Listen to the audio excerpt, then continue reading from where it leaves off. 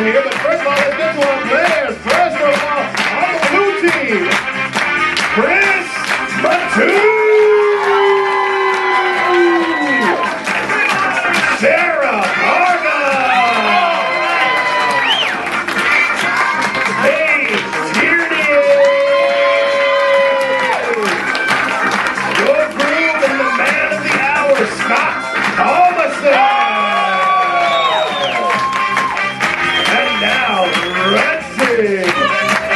Jen Pascal, Ryan Marsico, Lauren Richard, and your bride-to-be borrowing something blue tomorrow, Holly Gray. Your referee, the man who made this all possible, James Thomas Bailey.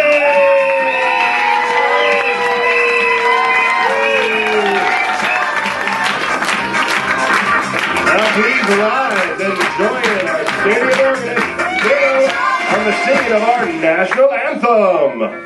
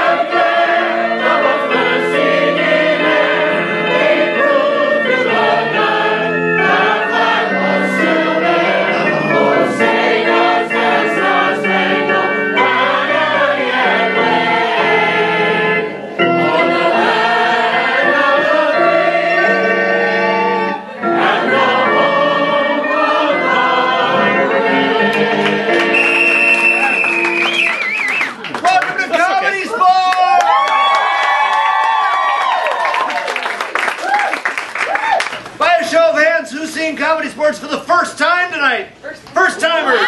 Welcome. And by a show of hands, who's never seen comedy sports before? Bienvenidos. Should be the same people. Same people, margarita drinkers. Same. Well, welcome to Comedy Sports. My name is James. Everybody say hi, James. Hey, James. I'm your referee tonight for tonight's comedy sports match. What you're going to be seeing is competitive team comedy between two teams of athletes. That's right, the incredibly clever but difficult to say combination of actor and athlete. First of all, a team in red and a team in blue. They're going to compete in a series of improvisational games for you to see who's more entertaining. It is my job as the referee to keep track of the score, the time, and the fouls. That's right, I am not eye candy. I have a job to do. I would argue with that point. Thank you, Rob. You're All welcome. right. Now, before we get into the rest of the match, I'll explain to you how it goes. Tonight's a very special night because two of our players are getting married this Sunday, and they happen to be the captains. Congratulations. And all the rest of the players are their bridal party.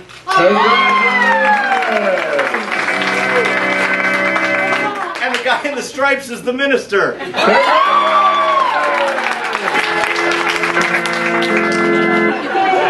First time for everything. Thanks to the power of the internet. Now, so, comedy sports been around a long time. We begin our 25th year in November. And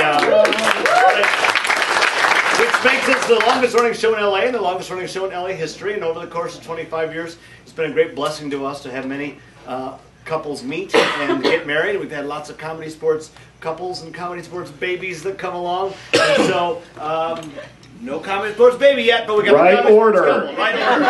Good job. So we know it. So this brings me great pleasure to see these two get together because after all, I'm the one that said they could be here. So it's sort of my fault. All right. Also tonight, we're not only celebrating their marriage, but it's also Hailey's birthday. Where's Hailey? I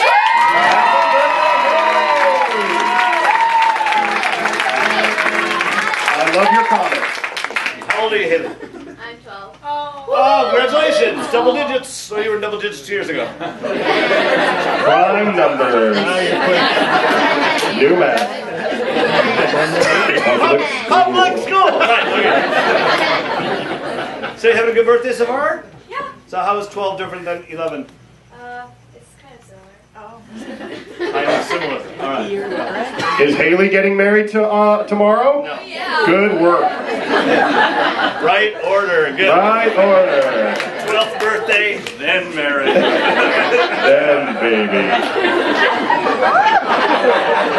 Long time. Oh, wait.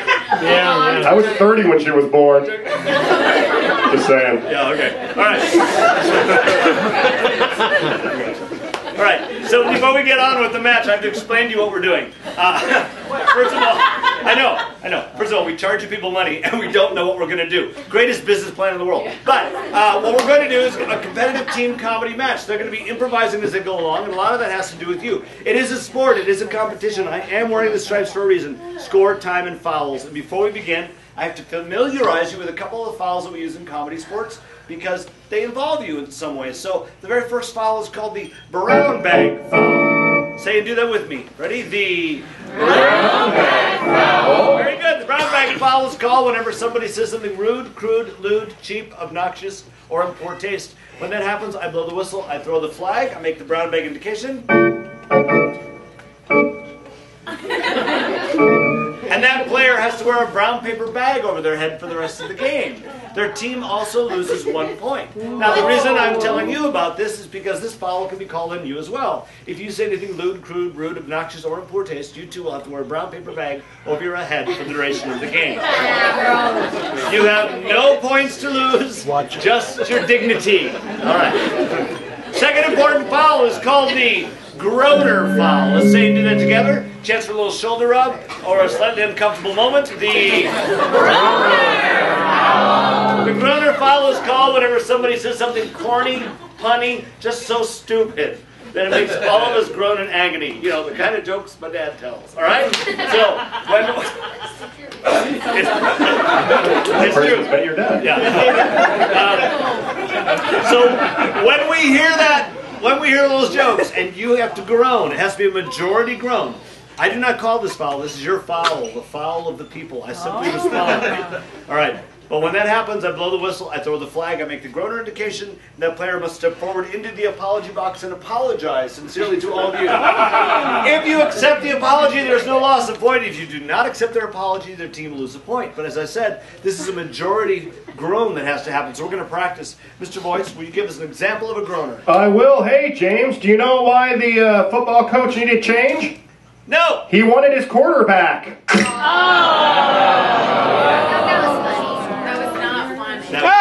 Whatever. Popsicles think it's awesome. All right. That was the appropriate response. That's what I need to hear. Now, the other thing you have to do is you have to yell out suggestions because that's how we're improvising. So let's practice. Section A, on the count of 3, yell out a job that one of you actually has. 1, 2, 3. Salesman. Okay. Nobody beyond row 2 is employed. So let's. The students yelled out their job. Let's try it again, Section A.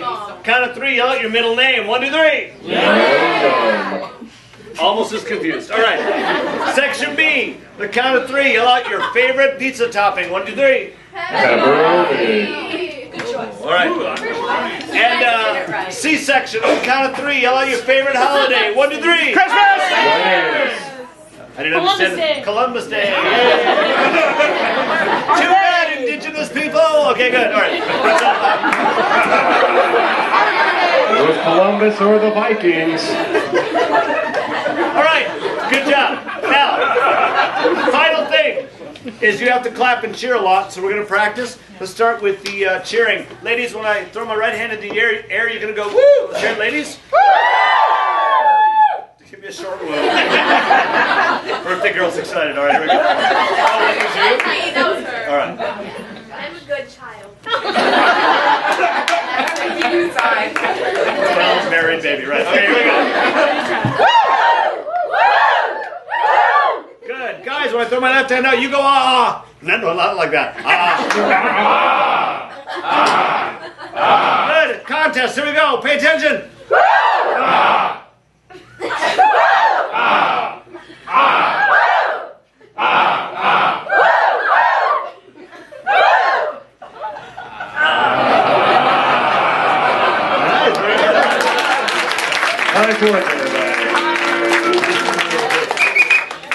And this was pretty good too, but I noticed a lot of you were clapping just now, so we're going to make sure you know how to clap. Everybody put your hands in the clappatory position, follow me. That is the real term. I've been doing this 25 years, I should know. Ready? Together, apart. Together, apart.